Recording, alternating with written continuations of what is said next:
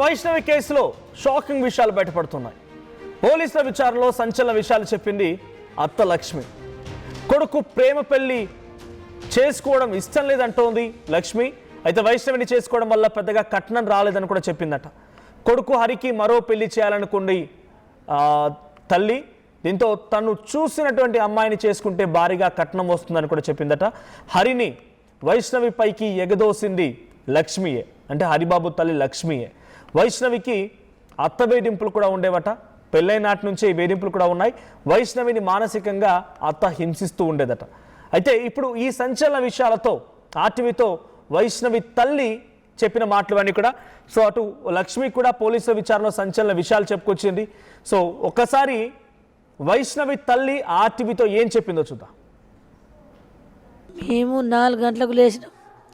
నా భర్త అయితే 4 గంటలకు లేచిండు. శబ్దం సన్నంగా వచ్చింది.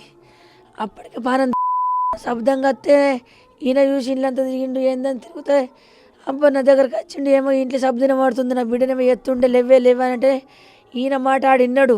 నా బిడ్డను తొక్కేసిండు కింద. తొక్కేస్తే నేను పోయినా, అరే తలుపుదిరా అని కొట్టిన. సిట్టి తలుపుదియే అని కొడితే ఆడు నవ్విండు. నవ్వి సిట్టమ్మ చూడ తలుపు తీయమంటారు పండుకో సిట్టమ్మ నవ్విండు.